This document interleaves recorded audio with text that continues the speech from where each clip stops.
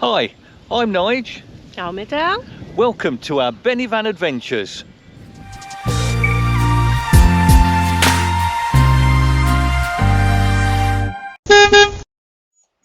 Hello and welcome to another DIY video. In this video I'm trying to explore a safer way to travel with Archie. If you're a regular subscriber to the channel, you'll have already met Archie. He's our 8-month-old Patterjack. That's Patterdale Terrier and Jack Russell Cross. When we first had Archie, he used to travel in his travel crate that we used to fix between the rear bench seats in our van.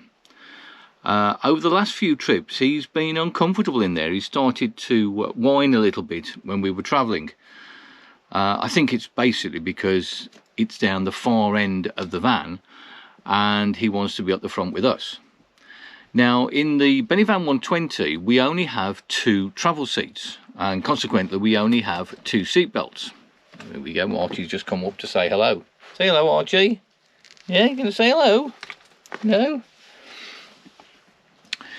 As I was saying, we only have 2 travel seats, so we only have 2 seat belts, and what I want to try and do is find a safer way for Archie to travel up the front with us.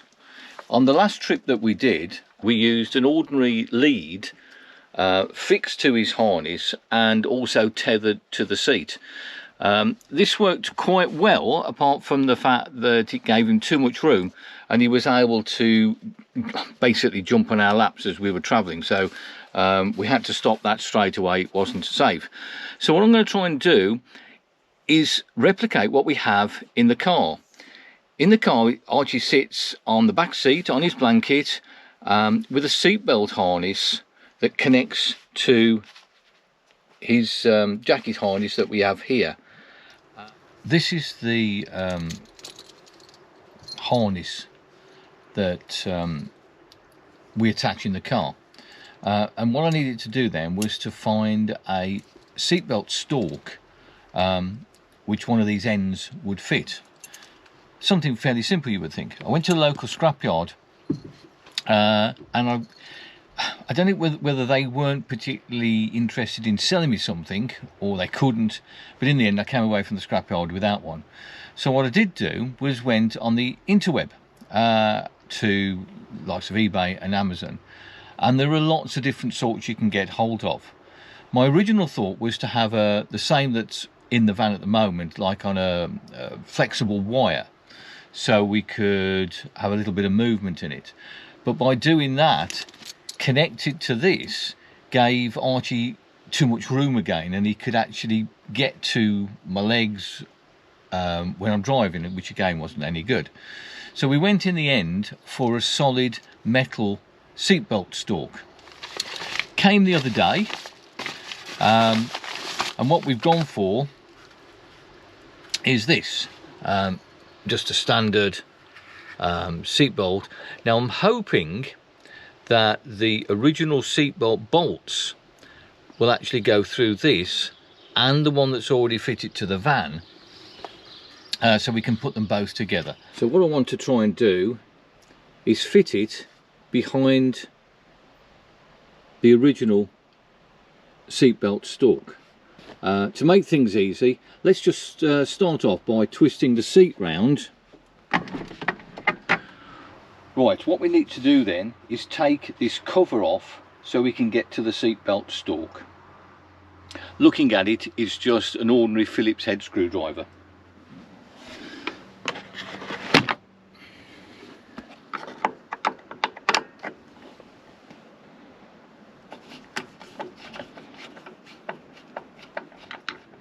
That's the one.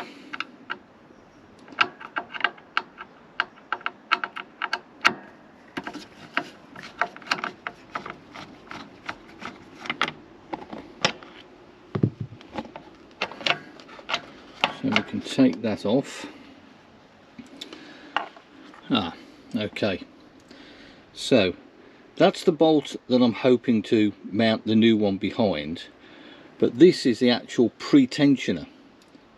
Nearly all seat belts nowadays have these pre-tensioners on. They're designed that in the event of an accident, there's a charge that goes off in these canisters and pulls the seat belt tighter to safety with your seat belt. I don't want to disconnect any of the wiring on these Ducatos. The airbag ECUs can be very temperamental. I'm going to try and unbolt it and slide the new seat belt behind it. It's a Torx drive, so hopefully this is the right size. Yep, they are meant to be tight. There is thread lock on these, so once they're tightened in, when I put the bolt back, I will be putting thread lock back on the bolt.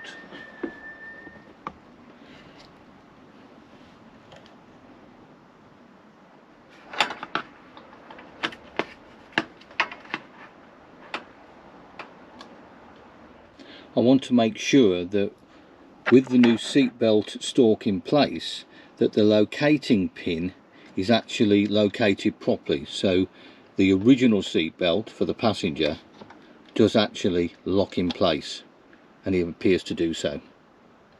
We've already run a little bit of thread lock on the bolt as we're putting it back in.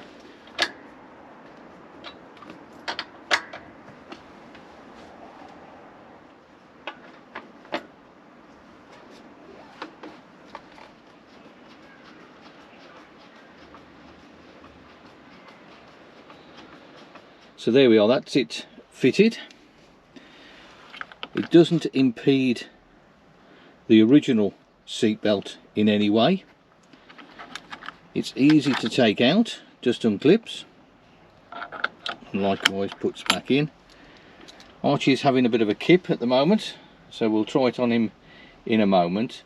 But one thing I do really need to do, by taking off the seatbelt pre-tensioner, I just want to make sure that it hasn't affected the airbag ECU. So I'm just going to turn the ignition on now and just make sure that we haven't got any warning lights or errors coming up on the dash. That all looks good. That light is just to say that I haven't got my seatbelt on, which obviously we know we haven't because we're not going anywhere, and that's because the sliding door's open. But the warning light for the airbag ECU is down there, and that hasn't illuminated. So by just unbolting it, it certainly hasn't made any errors come up on the ECU, which is really good. Only a little DIY project. I'd be really interested, that's the dash cam turning off, I'd be really interested how you secure your dogs in your camper vans or motorhomes. Please leave a message in the comments below. Again, if you've got full travelling seats, there are lots of different variations you can have, but only having 2 travelling seats, be interesting to see how you guys have actually secured your dogs for travelling. We're off on another trip soon, and we'll see how we get on in Archie with his new harness. Thanks for watching, and we'll see you next time. Bye for now. Is that okay on your blanket? Hey, there we go. Hey, hey.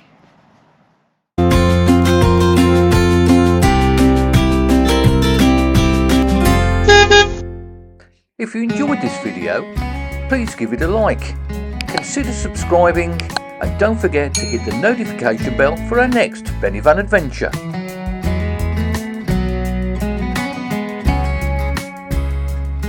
If you'd like to follow us on our travels, we're on Facebook, we're on Instagram, and you can read our van life diaries on Blogger. Thank you for supporting our little channel. Don't forget to subscribe, like, comment and share, and we'll see you next time.